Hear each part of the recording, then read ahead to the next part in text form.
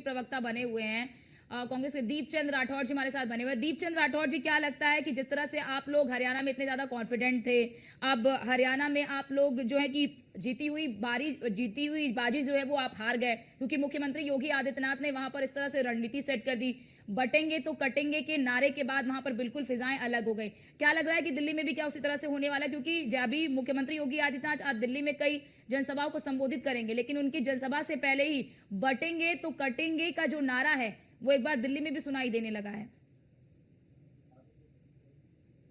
आदरणीय अर्चना गुप्ता जी, सबसे पहले तो आपको और आपके दर्शकों और सभी कम्युनिटी को मेरा नमस्कार।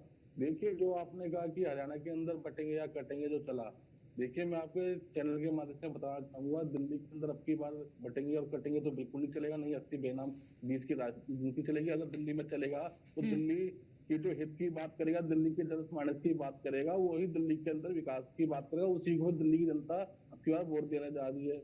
और भारतीय जनता पार्टी का तो ऐसा रिकॉर्ड है, झूठ फरेब धोखा, यही है भाजपा का लेखा जोखा। जो भी इन्होंने कल आपने देखा होगा, इन्होंने संकल्प पत्र की घोषणा जारी करा, उसमें लिखा जी 500 रुपया सिलेंडर देंगे। किसी भी राज्य में इनकी ये स्कीम नहीं है।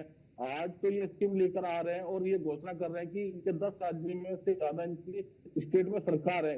कहीं भी अगर 500 रुपया सिलेंडर की स्कीम दे रहे हैं भारतीय जनता पार्टी वाले, तो आप मुझे बताइए, पहली बात तो इनका झूठ है, इतना पता चल जाता है। इन्होंने दूसरी बात की केजी से पीजी तक शिक्षा मुफ्त देंगे।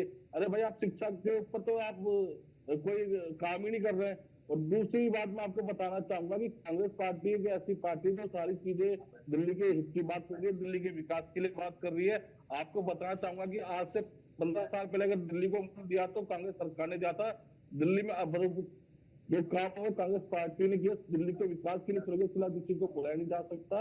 मेट्रो जाल हो, चाहे दिल्ली की ट्रांसपोर्ट हो, चाहे सीएनजी में कन्वर्ट करने का श्रेय भी शिलाजी को जाता है। लेकिन आज अभी आम आदमी पार्टी के प्रवक्ता कहते जी हमने तो ये काम करा है। आप जिस शिक्षा की मॉडल की बात कर रहे हो, हेल्थ की बात कर रहे हैं, अभिषेक भाई आपको बताना चाहूंगा नहीं, कि आपको दीपचंद शिक्षा राठौर जी, मेरा सवाल आपको मुख्यमंत्री योगी आदित्यनाथ को लेकर है। किसने काम करे? दीपचंद राठौर जी, मैंने आपसे सवाल पूछा कि जिस तरह से हरियाणा में बाजी पलट गई, जिस तरह से महाराष्ट्र में बाजी पलट गई, जब मुख्यमंत्री योगी आदित्यनाथ ने वहां पर हिंदुत्व की पिच को तैयार किया, बटेंगे तो कटेंगे का नारा दिया, और उस नारे ने ऐसा कमाल किया कि हरियाणा में भी कमाल हो गया और महाराष्ट्र में भी कमाल हो गया।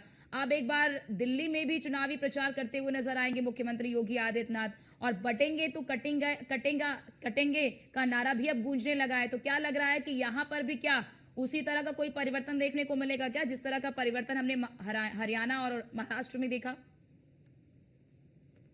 आदरणीय अर्चना जी, मैं आपको बताना चाहूंगा, बिल्कुल नहीं देख पड़े। हिंदुस्तान की तो आपकी बात ही चलेगी। आपको पता होगा 2015-2020 के अंदर साइन बोर्ड का एनआरसी का विरोध चल रहा था, जो अमित शाह ने कहा था कि यहाँ पे बटन दबाएंगे तो करंट साइन बाज पर आएगा। तो उस टाइम में हिंदू मुसलमान नहीं चला।